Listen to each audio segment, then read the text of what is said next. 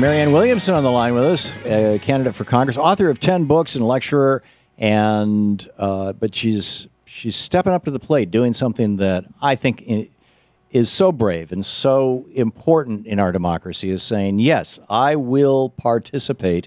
Henry Waxman is retiring. His seat is open in the 33rd District of California. Marianne is running as an independent, the same as Bernie Sanders does. And Marianne, welcome back. Oh, thank you. Hi, Tom. How are you? I am great. How are you? I'm really good. Thank you. Let me share with you my take on this gun shooting, and I'd just like your take on my take. Is that all right? Please.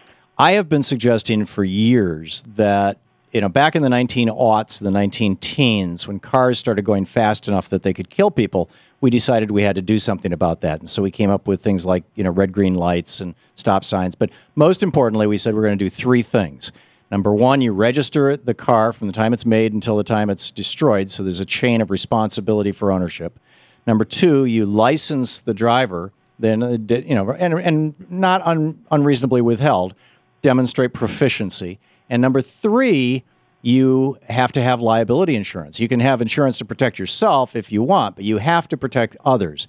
I thought it was crazy that the kids who were killed in Newtown with guns got nothing. But if Adam Lanza had been drunk driving a car and killed those kids, Geico would be paying their families $1 million apiece. And this seems to me almost a conservative response, because then when people go to get insurance, the insurance companies are going to check them out. And the so-called free market is going to regulate this thing. Anyhow, what do you think? Well, of course, it has one slightly weird element, which is, you get insurance just in case you kill somebody. Right. Which is... Well, there are a lot of accidental deaths. Well, that's true. Yeah. The whole thing is so... It's an all-systems breakdown in our society that has led to this, and it's an all-systems response. So with what you're saying, it's also the NRA. It's also getting the money out of politics, so the NRA doesn't have this kind of power. It's also all of our taking responsibility for the creation of a culture of peace. That includes the entertainment industry. It includes the video games. It includes, I think, women. Here where I live, Tom, you see a lot of billboards with, the newest sexy accoutrement is having a gun in your hand, and it's been that way with men for a while, but now it's for women as well. Whoa. I mean, it's all of our taking the deepest level of responsibility for the fact that we have not proactively claimed for ourselves, either on our streets or on the planet, a culture of peace. That's one of the reasons I would want to sign and co-sponsor the Department of Peace Building Act bill that Barbara Lee has taken up now that Dennis Kucinich is gone. This is why you make such a better congressperson than me, because you take things to the deeper level and to the more the real big picture. I don't know. I know you well enough to know you go plenty deep, but I do think also, Tom, that you're bringing it up, but my sense, and tell me if I'm wrong, what's particularly chilling about this latest incident at Isla Vista is that there's a shorter and shorter period of time that we even allow ourselves to have a conversation. It's like with this one, it's like, oh, terrible, another massacre, pass the butter. Right. Yeah. It lasts in the media for a day or two, and that's it. Yeah. I thought Newtown was going to change things. I thought that was our Tasmania. I think it had the potential. I think there was just a total failure of leadership in Washington D.C., or a total, as you point out, a total overwhelming power on the part of the NRA. But anyway. And are not, I think this issue of claiming what you want. We have not decided as a culture that protecting our children is our highest value. We have not decided as a culture that waging peace is as important as effectively waging war. Right.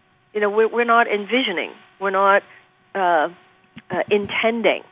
In our personal lives, we know that you need to do more than repudiate what you don't want. You have to claim the life that you do want. And I think our society is at a decisive moment, a real, this is it for us to decide what kind of world do we want for ourselves and for the globe over the next 100 years. Yeah. So well said. Yesterday for the Memorial Day Parade, Ellen Ratner got us into the VIP booth So I'm sitting there with all the defense contractors, literally, and watching this parade here in Washington, D.C., and it occurred to me, where are the people who waged peace? Why doesn't the State Department have a float in here? Why are we not honoring the people who prevented the wars? And also, yesterday, I believe that Memorial Day should also be a day of national atonement, as Lincoln would say. Yes. Because we're not only remembering soldiers like those in World War II who died for as close as any of us can imagine in a righteous war, but also those who, as in Vietnam and Iraq, died completely needlessly. Yes. And I think for us to atone for that and to recognize that so that we get off this horrible trajectory by which we now treat war casually. Right, and to atone for our genocide in the American Indian Wars. Oh, well, there's a whole lineage, of course, yeah. That we can look at, but unfettered militarism is a national character defect. Yep. And the rest of the world sees that defect in the United States. And it's time for those of us who are Americans to claim it and to recognize it and to act on the need to correct this. Well said. Otherwise, this could just go on literally forever. We are talking with Marianne Williamson, candidate for the 33rd District in California for the United States House of Representatives. And Marianne for forcongress.com is her website, Marianne with an E on the end, forcongress.com. Marianne, what are the big issues that, as you travel around the 33rd District and elsewhere, what are the issues that people are bringing to you? We have about a minute left. Well, people are totally responding to this notion that we have become a legalized system of bribery and corruption, that money is a cancer that's eating our democracy, and that the most important thing we need to do is to get the money out of politics, preferably with a movement towards a constitutional amendment that outlaws the undue influence of money on our politics. People recognize that all the things that they're complaining about, whether it has to do with high student loan debt, now exceeding credit card debt, or environmental issues, which are very big out here, the Redondo Power Plant, Keep Hermosa, the issues that we have here with the need for a Green New Deal by which to help some of these people down in the South Bay go to work. A lot of people are recognizing that a lot of these local issues fit into the larger national context of a democracy that's being dismantled in front of our eyes and material resources being siphoned off into the hands of a few.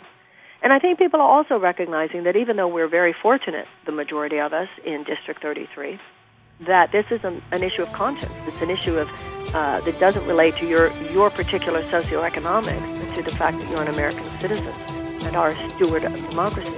People are hearing that here, Tom, I'm happy to say, and I think something really wonderful is occurring because of it. That's great. Marianne Williamson, MarianneForCongress.com is the website. Check it out. Marianne, thanks for being with us today. Thank you for everything. I wish you the very best. The primary is next Tuesday. We'll be back.